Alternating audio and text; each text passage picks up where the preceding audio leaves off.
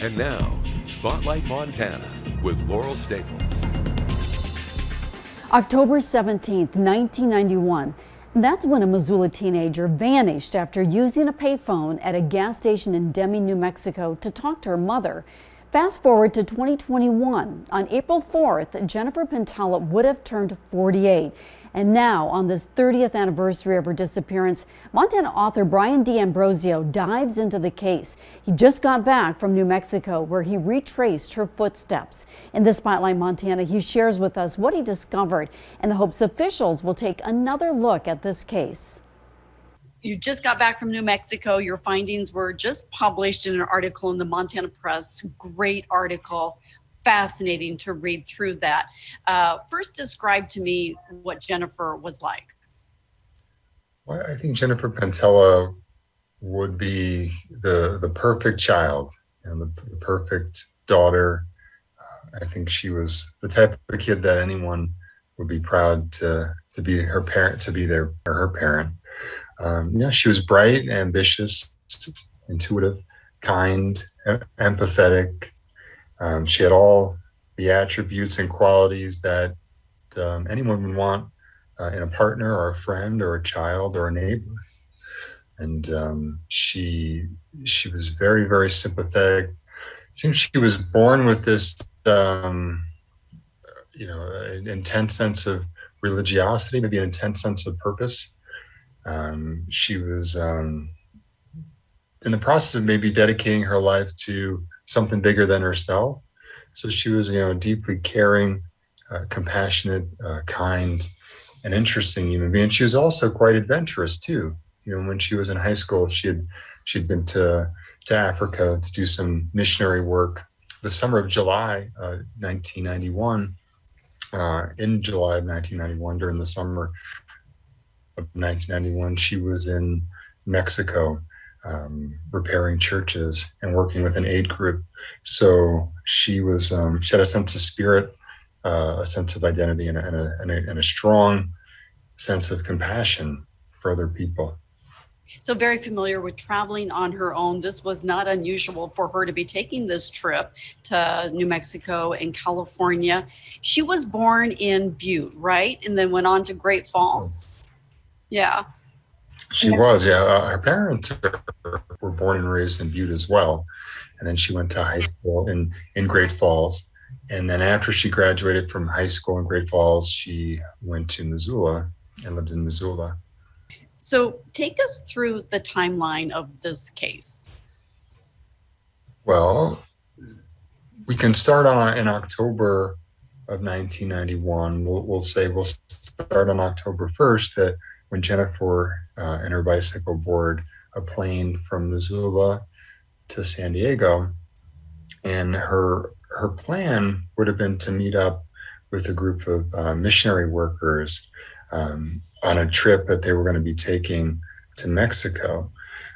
There were some complications beforehand, so Jennifer didn't get the opportunity to depart with them. So her plan would have been to hop on the plane from Missoula and go to San Diego on October 1st, 1991, and spend a day or two camping, riding her bicycle, and meet up with them and meet up with the group, and then either meet up with them somewhere north of the border or meet up with them south of the border. So it seems as if in her journals that she'd arrived in San Diego and she made several stops in California. She met up with some people that she knew from previous trips, coincidentally and serendipitously.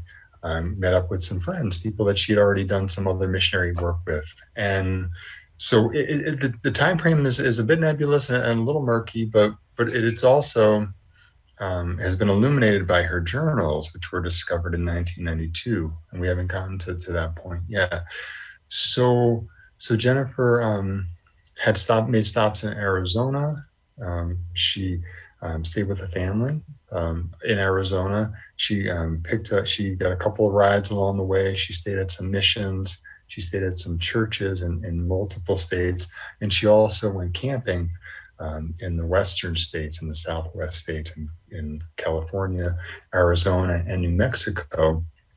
somewhere about around October, we'll say 16th, 1991, she has a flat tire, and the truck driver, there's a truck driver, picks her up in Lordsburg, New Mexico, and he drives her to Deming, New Mexico. And as soon as she arrives in Deming on that Wednesday, October 16th, 1991, a local resident patches the tire, and Jennifer starts looking around for some supplies. She goes to the store, and as she's wandering around the town, she realizes that there's a church that's open for service on that Wednesday night. So Jennifer wanders into the service, and she befriends the pastor and his wife, and they allow Jennifer to stay at their fifth wheel on their property. So Jennifer takes a shower that night, and she reads a book, she watches television, she has a meal, and she goes to sleep at the home of the pastor and his wife and family in Deming, New Mexico, on October 16, 1991. Well, one thing that comes to mind, Deming, New Mexico is about 35 miles from the border, right? Pretty Correct. close in proximity. So the next morning, what happens? Well, the next morning, so the pastor, he needs to be somewhere early, and his wife also has to be someplace for work the following morning on that Thursday morning. So what we do know is that they take Jennifer to McDonald's in Deming, New Mexico for a quick breakfast, and then they take her to the church where her bike was from the night prior, and they bid her farewell. And she talks about wanting to go to Minnesota to go visit a friend who had just started college in Minnesota.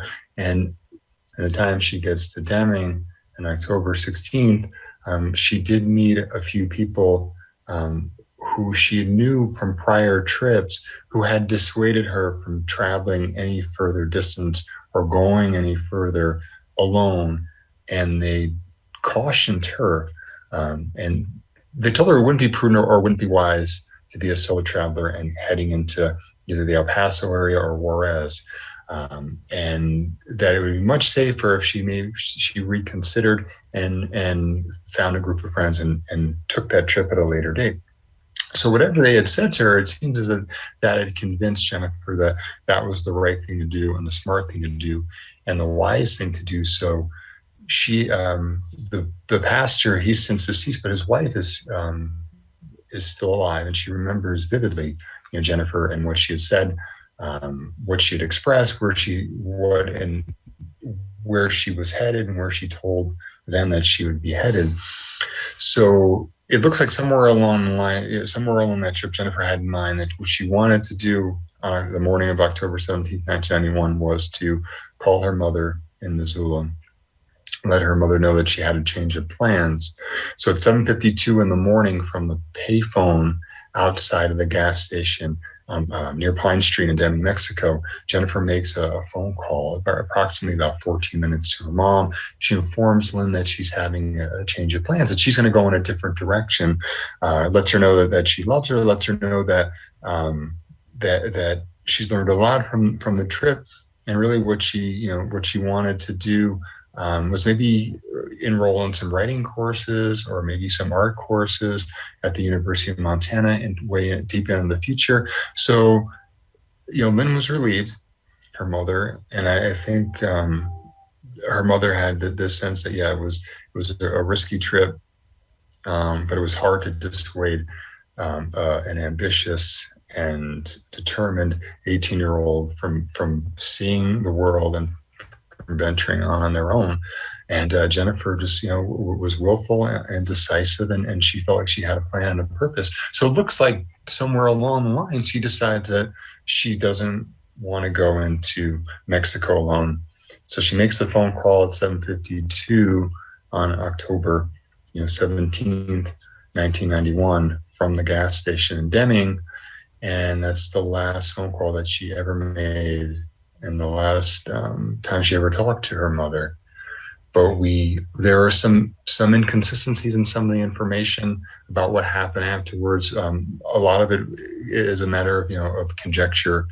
But we do know that she did go into that gas station. She had a short interaction or encounter with the clerk, and then, depending on his version of events, has her going back, heading back west on her bicycle, perhaps going to a travel agency to get a map or some other information. But she is, in essence, vanished and vanished, and she's been gone for a long time, or she hasn't been seen in more than 30 years. So you just got back, as we mentioned, retracing her steps. What new information did you find? When you say new information, I guess I've released some information that hadn't been public, and it's new to us. But it's certainly not new to the family, and it's certainly not new to people who are close to the case and know the particulars and the details of the case, like law enforcement. So yes, the information is new to you and I, and to people who have maybe been interested in Jennifer and her case. So I spent some time in Deming and also in Hatch, which is a town nearby. So we retraced kind of her steps and her whereabouts on that day, and then also went to the spot where her possessions were found. Many of her possessions were found 1 year later, almost a year later, and they were found in the opposite direction of the direction that she had told her mother that she was going, and then she had told the pastor and his wife that she was going. She might have been headed to Las Cruces, and there's a church there, and there's also a bus depot. So she might have been going, she was perhaps planning on riding her bicycle for a little bit, kind of enjoying the summer, the spring weather and the October weather, the dry weather, knowing that she could hop on a bus and then head to Minnesota to visit her friend, where there was certainly inclement weather and bad weather.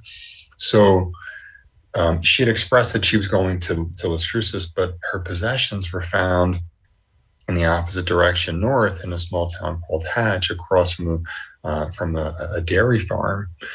And her possessions were found off of an isolated and sequestered dirt road, and it is a sandy road. I mean, it's hardly can even be described as a road.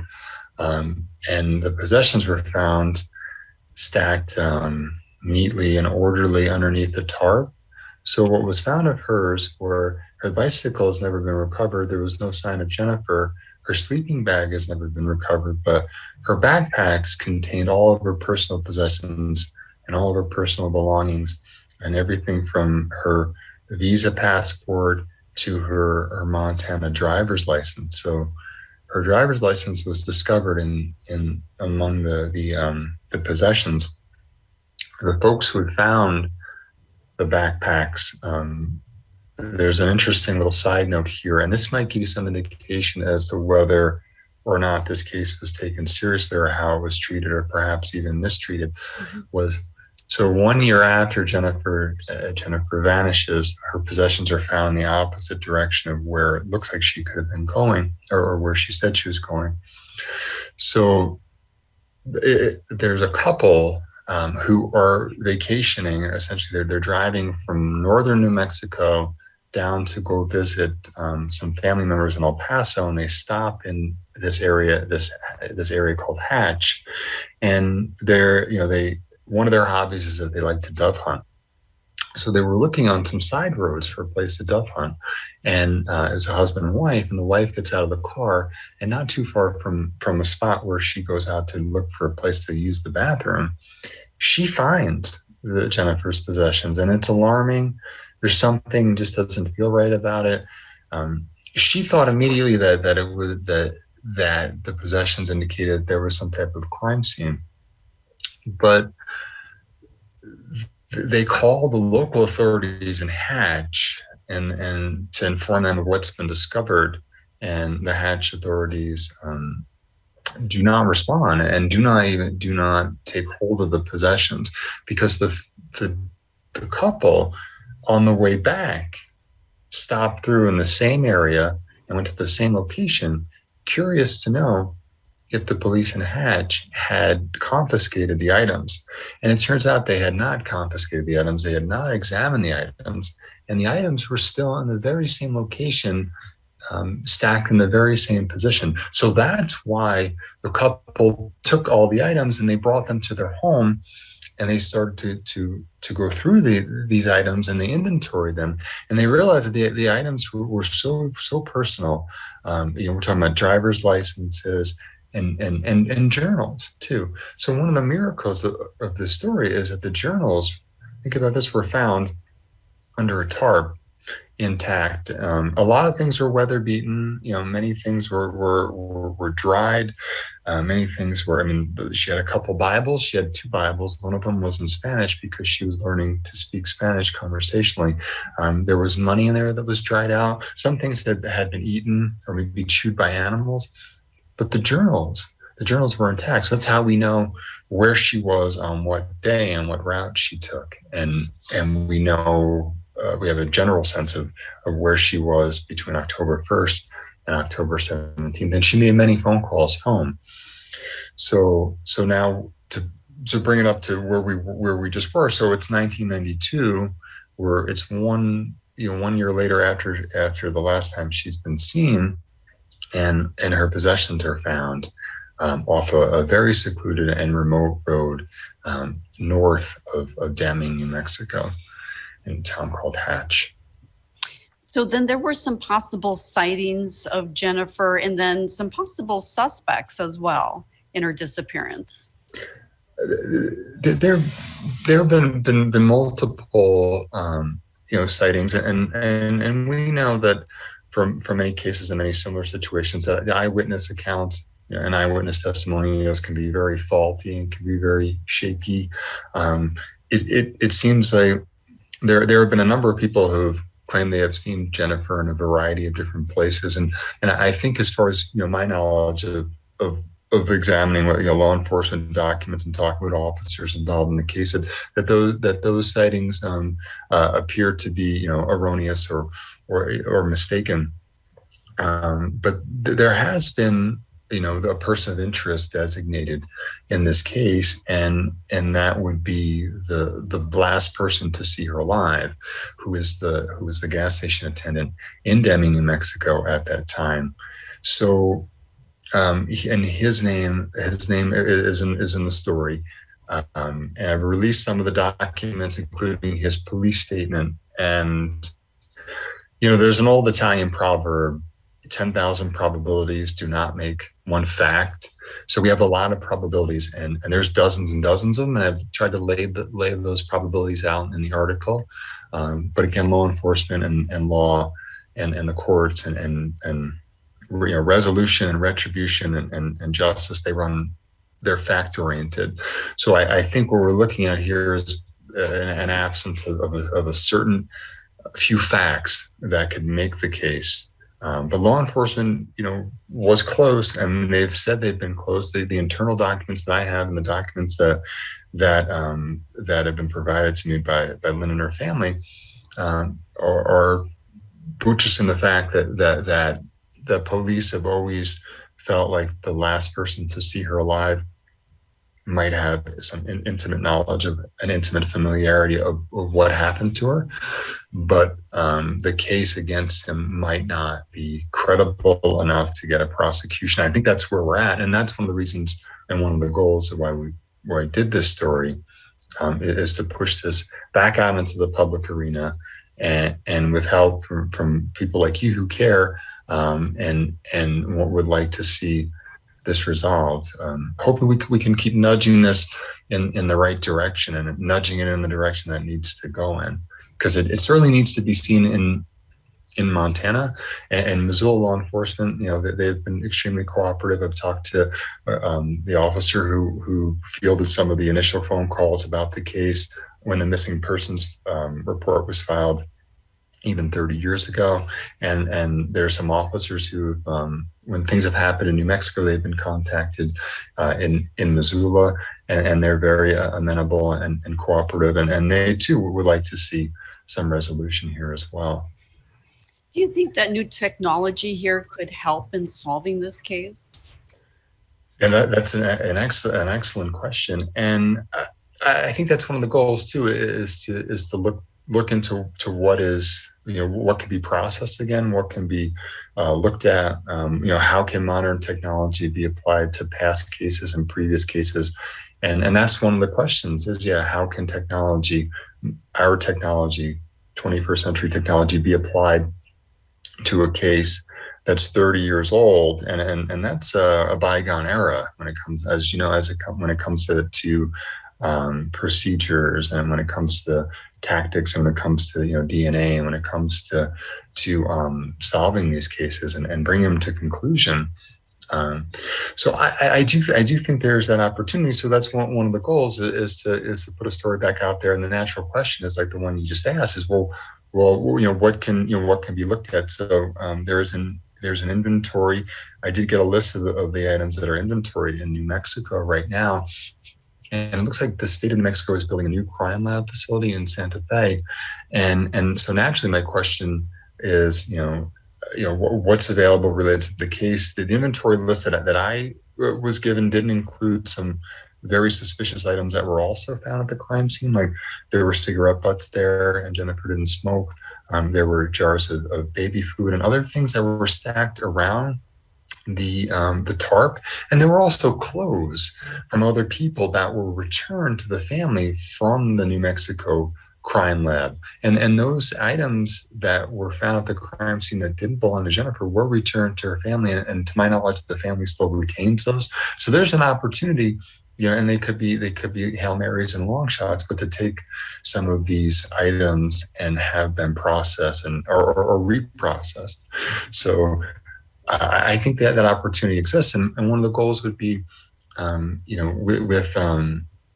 perhaps, Missoula and Montana would be able to encourage or nudge New Mexico to do that. And I think that's how it's worked over the last, initially when it wasn't officially designated as a homicide. Now it is, but when it was only officially designated as a disappearance, I know, Missoula, the county attorney, and the police officers here were really pushing New Mexico to process some of the material. And so I think having another state just asking and requesting and having that relationship between the two states is something that I won't be able to do. So I think the goal is always to use some type of influence, because there's always a difference between influence and authority, right? I mean, so influence is, you and I have influence because we can do good things. I mean, I could write a story, and you can care enough to highlight it, and then we together are putting this information. So we have a little bit of influence, but the authority would be law enforcement. So if we can use our influence to get this case to where authority resides, that's a great goal. And I think that's what we're doing now. So thank you. Yeah. Well, what do you think most likely happened here?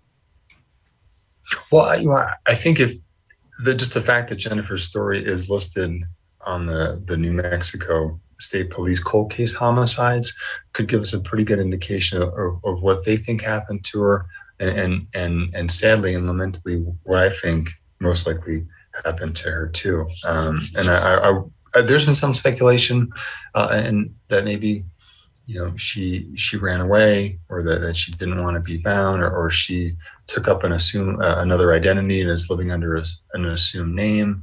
I don't believe that that's the case. And I've heard rumors, and that, well, maybe she got lost in a mine shaft, or got hit by a tractor trailer, and there's other horrific things that could have happened. But I don't believe that this is the case, and I think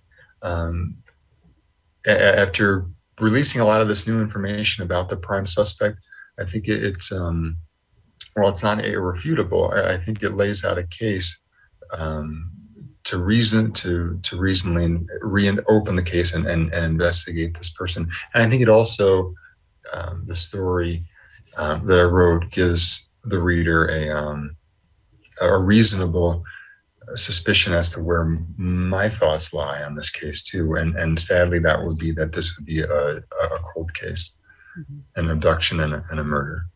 And again, the article was just published in the Montana Press, just fascinating, a really great article to get out there. And you have researched so many unsolved cases and murders. You have a book out right now, and we're going to talk about that in another podcast, Montana Murders. I'm almost halfway through it. Oh, wow. Eye-opening. It's just amazing. So I know we're going to talk about that again in another podcast. So what's next for you? Do you plan to write a book about this? I know we want the case to be reopened. What's next?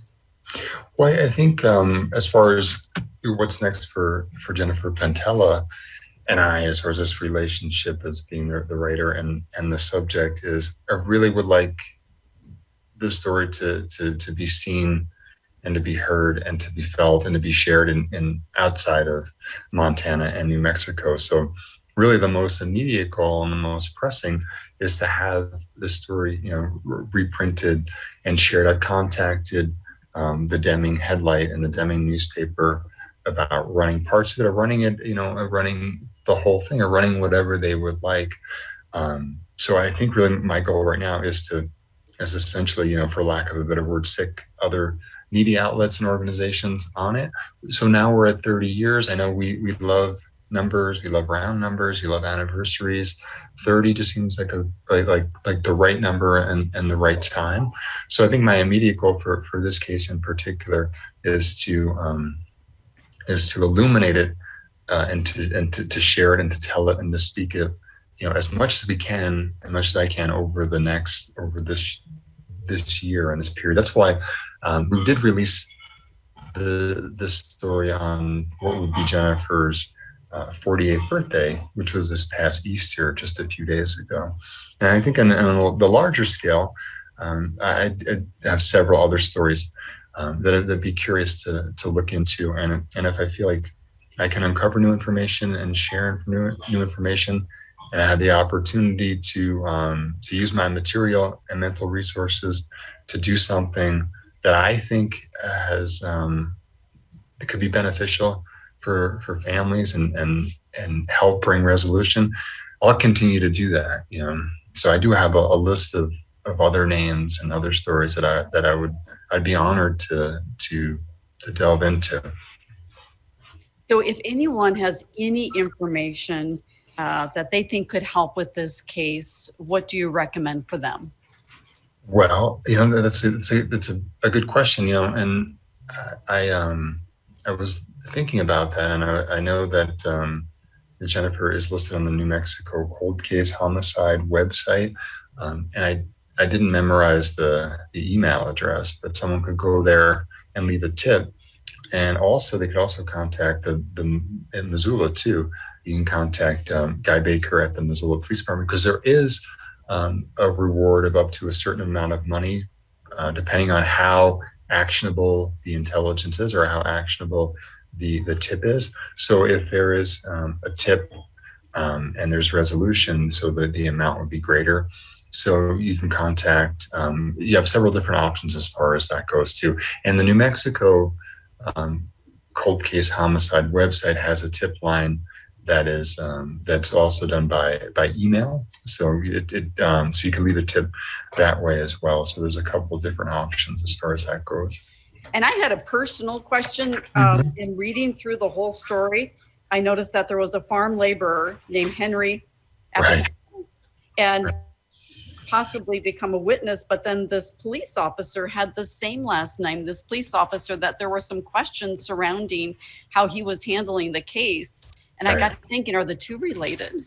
Right. Well, Ed would not answer my questions. All that material came from internal emails and emails he had sent the family.